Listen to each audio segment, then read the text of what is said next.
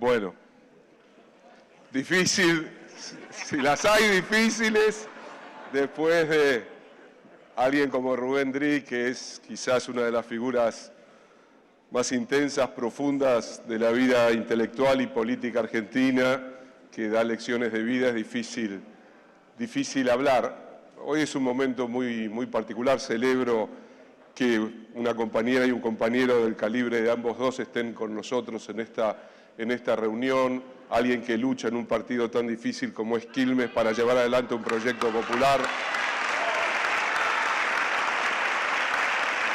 y alguien como Máximo que sabe lo difícil que es ser portador genuino y profundo de un nombre que nos ha marcado a fuego a cada uno de nosotros, que también es algo decisivo en la historia personal de cada uno de nosotros. Y hacerlo también desde la memoria y la presencia absoluta de Horacio, y después de haber escuchado a Liliana, creo que todos los que hoy escuchamos a Liliana sentimos, qué sé yo, que el corazón se nos estrujía, pero que al mismo tiempo la contemporaneidad, la actualidad, la intensidad de alguien que nos acompañó y nos acompaña es demasiado potente y conmovedora. Pero estamos también acá para hablar de lo que nos está pasando. Estamos para hablar de cómo caminamos hacia adelante. Está también, y estamos acá para hablar del pasado. Yo leía hace un par de domingos, creo que fue, una crónica espléndida de Marcelo Figueras en El Poeta de la Luna, una crónica con potencia literaria, nos tiene acostumbrados a eso Marcelo, pero también con un gesto que a mí me parece más que importante en una reunión como esta, un viaje en el tiempo hacia los años 20 y a los años 30, los años locos, los años inmediatamente posteriores a una guerra infame que se llevó millones de vidas humanas como nunca antes se hubiera imaginado, porque cerró la historia del mito del progreso indefinido que había abierto la Revolución Francesa. Una guerra que experimentó con el cuerpo humano, que utilizó la ciencia para inventar mejores métodos de destrucción masiva, y una guerra que al culminar dejó una peste, la peste española, que se llevó 50 millones, dicen algunos, más de seres humanos a lo largo del planeta. Pero también una guerra que cuando terminó produjo la primera revolución obrera de la historia de la humanidad, que fue la Revolución Rusa. Pero una guerra y un tiempo histórico conmovedor, brutal, extraordinario, lleno de invenciones y de potencia, la época de las vanguardias estéticas, la época de profundas revoluciones en el plano político, social, filosófico, científico, que sin embargo, como diría aquel cineasta, tenía el huevo de la serpiente también en su interior. Ese huevo de la serpiente le puso un nuevo nombre a lo que antes no se nombraba de esa manera, que fue el nombre de fascismo, y que después asumió un nombre todavía mucho más tenebroso, que tampoco se imaginaba nadie previamente, que fue el nombre del nazismo, que culminó en un exterminio masivo de millones y millones de seres humanos. Digo esto porque cuando uno piensa su época, cuando piensa su momento histórico, su momento político, su momento existencial, también lo hace en espejo con otros momentos históricos y también trata de pensar si hay equivalencias, semejanzas o distancias. Y yo creo que hay las tres cosas. Las tres cosas. ¿Estamos en peligro? Claro que estamos en peligro. Por supuesto que estamos en peligro. No solamente en la Argentina. Hay un proceso de corrosión del capitalismo neoliberal, como fue la corrosión del capitalismo liberal posterior a la Primera Guerra Mundial y a la crisis del 30, que generó la masacre en el interior de Europa y que terminó también con una bomba atómica estallando en la otra punta del planeta. Ustedes me dirán, ¿pero por qué traigo los años 20, los años 30, el fascismo, el nazismo, también la revolución? Porque hoy hablamos de muchas cosas y estamos obligados a hablar de muchas cosas. Ellos son la barbarie, Ellos son la irracionalidad. Nosotros constantemente revisamos nuestra memoria, revisamos nuestra historia, revisamos nuestras derrotas. Pero cuidado de hacer del martirologio y de la derrota el fundamento de nuestra política. Cuidado también con eso. Las derrotas son genuinas, son imprescindibles cuando alimentan el espíritu de la rebelión hoy, acá y ahora, no cuando nos sentamos melancólicamente a discutir aquel pasado. El pasado vive en el presente y no hay presente que no se conmueva conmoviendo a su vez el pasado. El relato del pasado cambia con cada presente. Hoy no hablamos de la misma manera de los años 20 o de los años 30 como lo hubiéramos hecho hace 20 o 30 años atrás.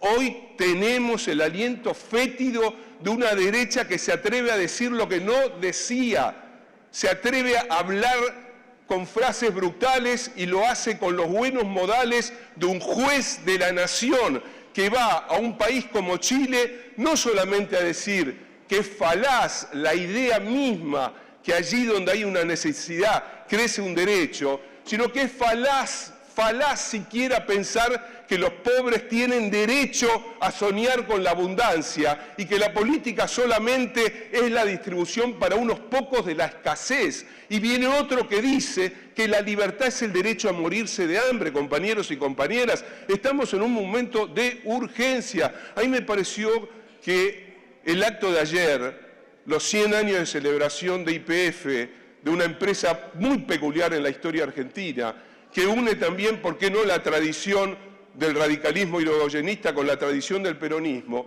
posibilitaron esos 100 años que se hiciese una reunión que tuvo momentos muy intensos para todos nosotros. La intervención de Cristina, la intervención primero del presidente de YPF, la intervención de Alberto. Yo la escuché con mucha atención y me pareció que estaban pasando cosas importantes ahí. Se tomó una decisión hoy, nos enteramos muchos de nosotros a través del celular, que el presidente de la Nación le pidió la renuncia al exministro Culfas.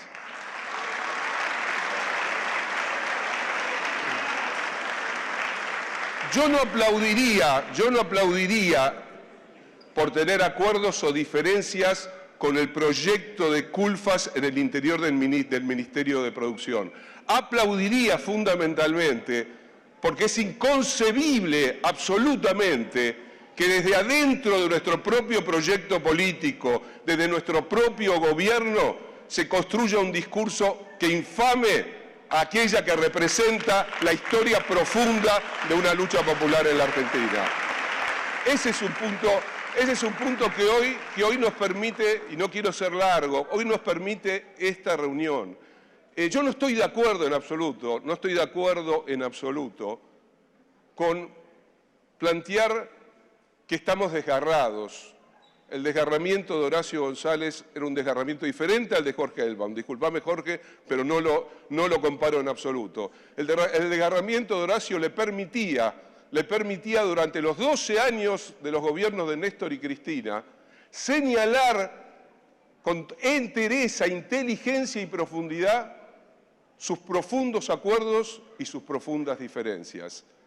Horacio tenía la altura, la potencia intelectual y humana de desgarrarse cuando sentía que lo que estaba haciendo incluso como funcionario no se correspondía con su ideal libertario más profundo. A Horacio no le fue fácil ser 10 años director de la Biblioteca Nacional. Hizo una gestión extraordinaria, pero la hizo discutiendo todos los días consigo mismo qué significaba institucionalizarse, qué significaba estar en el gobierno. Y también discutió, pues se habló hoy de Vargas Llosa. Cristina lo llamó por teléfono y Liliana está acá para recordarlo y le dijo: Horacio, querido, una cosa es lo que vos pensás, decís y escribís como Horacio González, pero aparte sos director de la Biblioteca Nacional. Y como director de la Biblioteca Nacional y como funcionario de este gobierno, no podés decir públicamente lo que dijiste de que no se lo puede invitar a Vargas Llosa a inaugurar la Feria del Libro.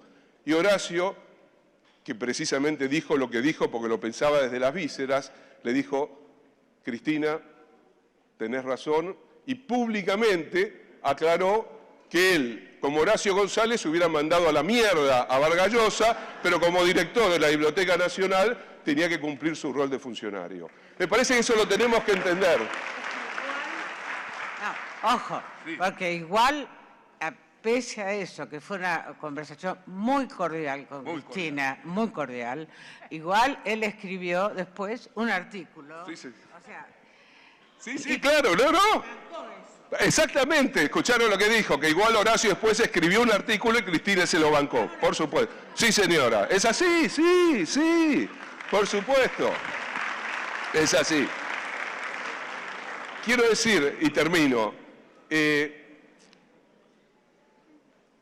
seamos capaces, si podemos, y creo que están todavía dadas las condiciones, los tiempos todavía nos acompañan, seamos posibles hoy, acá, ahora, en el 2022, de hacer todo, no lo imposible, porque lo imposible quiere decir que no lo podemos hacer, de hacer mucho más de lo que hemos hecho, muchísimo más de lo que hemos hecho por mejorarle la vida a los que menos tienen y devolver el entusiasmo a la militancia política de que no hay política sin épica, que no hay política sin sueños y que nuestro sueño no es solamente que no venga a la derecha. Nuestro sueño es que la Argentina sea un país mejor para todos y todas. Gracias.